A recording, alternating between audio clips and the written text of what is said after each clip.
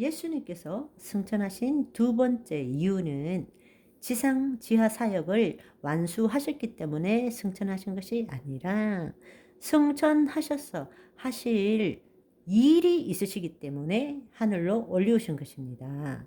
바로 이것이 오늘의 주제입니다. 예수님께서 승천하셔서 어떤 일을 행하셨는지 이것은 너무나 놀라운 일입니다. 그러니까 예수님의 지상사역, 지하사역, 천상사역까지를 이해할 때라야만이 나의 안에 계신 우리 예수 그리스도가 누구신지를 알게 된다라는 이야기입니다.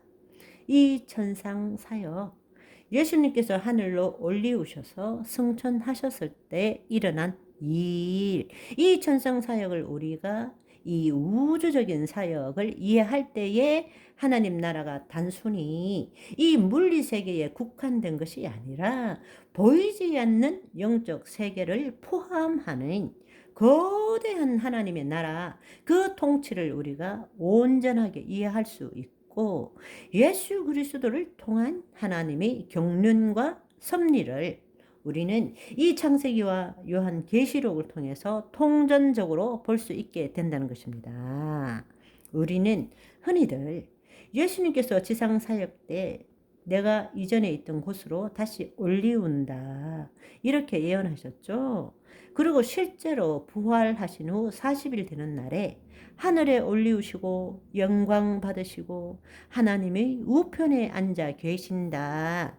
단순히 이 정도로 우리가 알고 있었습니다. 그러나 실상은 예수님께서 승천하시면서 이 땅에 하나님 나라가 온전히 임하시도록 하기 위해서 영적 세계에서 엄청난 일들을 행하셨습니다. 오늘은 이 천상 세계에서 무슨 일이 일어났는지 함께 알아보는 시간을 가지도록 하겠습니다. 우리가 말하는 사탄, 마귀, 악한 영, 귀신들은 모두 천상의 존재들입니다. 물론 천상의 존재에는 하나님을 대적하는 그런 천상의 존재도 있지만 천사장, 구룹, 스랍, 천사와 같이 하나님께 수종을 드는 하나님의 말씀을 이루는 그러한 천상의 존재들도 또한 있습니다. 우리는 그들에 대해서 많은 것을 알지 못하지만 성경에는 그들의 존재와 활동을 분명하게 말하고 있습니다. 성경을 보시면 마귀가 인간을 속여 죄를 짓게 한 후부터는 늘 하나님 보좌 앞으로 나와서 하나님께서 창조하신 인간의 죄에 대해서 참소하고 그리고 이 땅에 내려와서 그 인간을 괴롭힘으로써 하나님을 대적하는 일을 끊임없이 해왔습니다. 한 가지 예를 들자면 욥기 1장 6절 7절을 보시면 하루는 하나님의 아들들이 와서 여호와 앞에 섰고 사탄도 그들 가운데 있더라. 여호와께서 사탄에게 이르되 너가 어디서 왔느냐? 사탄이 여호와께 대답하여 이르되 땅을 두루 돌아 여기저기 다녀왔나이다. 그러니까 이 땅을 돌아다니면서 하나님의 자녀들이 죄 지은 것을 가지고 하나님 보좌 앞에 쪼르르 달려가서 참소하는 거예요. 이런 죄를 짓고 저런 죄를 지었는데 죄의 삭은 사망인데 왜 그냥 두십니까? 이렇게 계속적으로 참소했다라는 것입니다. 예수님께서 그렇다면 이런 상황에서 인자로 오셔서 지상사역, 지하사역을 마치시고 그 다음에 하늘로 승천하시면서 이 천상 사역을 어떤 일을 행하셨는가? 끝까지 혼의 구원을 받은 자들은 죽은 후 하늘 초소에 머물 집을 마련하기 위해서 그리고 약속하신 보혜사 성령님을 보내주시기 위해서 사실은 우리가 알고 있는 것은 이 두 가지입니다. 두 가지. 아버지 집에는 거할 곳이 많기 때문에 내가 너희를 위하여 거처를 예비하러 간다. 그리고 그 거처를 마련하면 내가 다시 와서 너희를 영접해서 나 있는 곳에 너도 있게 할 것이다. 이런 말씀을 하신 거죠. 그리고 또 예수님께서 내가 떠나가는 것이 너희에게 유익이라. 왜냐하면 내가 떠나가지 않으면 보혜사 성령님이 너에게 오시지 않기 때문에. 그러나 내가 떠나가면 하늘로 올리우고 그 보혜사 성령님을 너희에게 보내도록 하겠다. 우리가 대충 알고 있는 일은 이 정도입니다. 그렇지만 천상사역은 그렇게 단순한 일이 아니고 너무나 놀라운 일을 행하신 것입니다. 그곳에서는 천상의 존재들, 즉 하나님을 대적하는 천상의 존재들이 있기 때문입니다.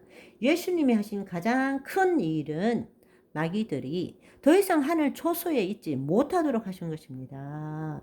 요한계시록 12장 4절 5절을 보시면 그 꼬리가 하늘의 별 3분의 1을 끌어다가 땅에 던지더라.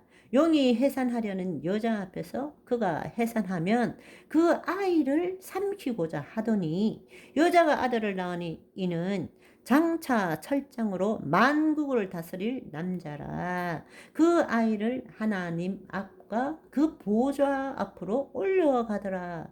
이렇게 말하고 있습니다.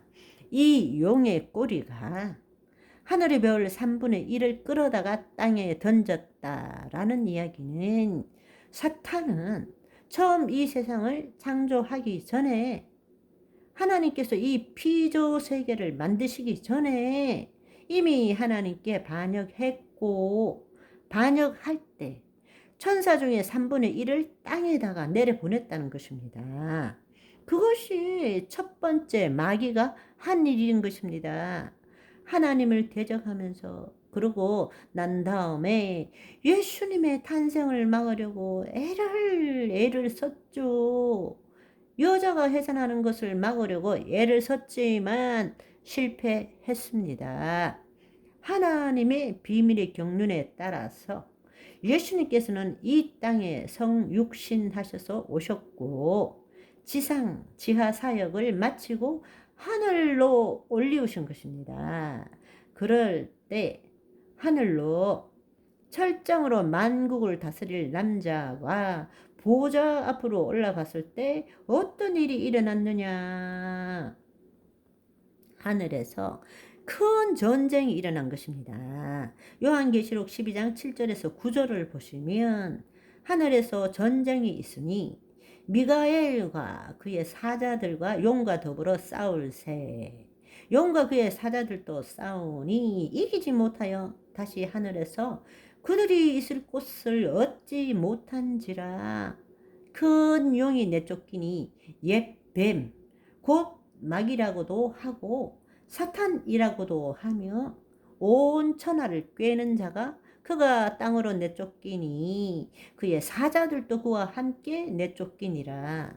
바로 예수님께서 승천하실 때에 미가엘과 그의 천사들과 용과 그 쫄개들이 싸워서 더 이상 이제는 마귀들이 하늘 초소에 있지 못하고 땅으로 다 쫓겨 내려오도록 한 것입니다.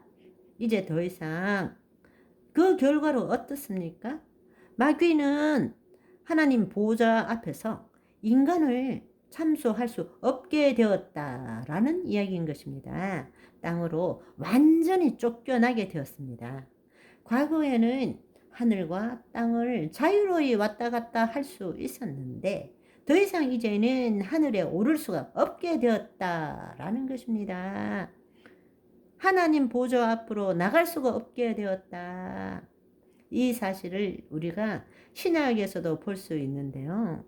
예수님의 공생의 사역 동안에 70인 제자들이 나가서 예수 그리스도의 이름으로 귀신들을 항복시키고 내쫓을 때에 예수님께서 뭐라고 말씀하셨는가 하면 사탄이 하늘로부터 번개같이 떨어지는 것을 내가 보았노라 말씀하십니다. 그것은 예수님께서 이제 죽으시고 부활 승천하실 때에 이루어질 일을 미리 보시고 말씀하신 거죠.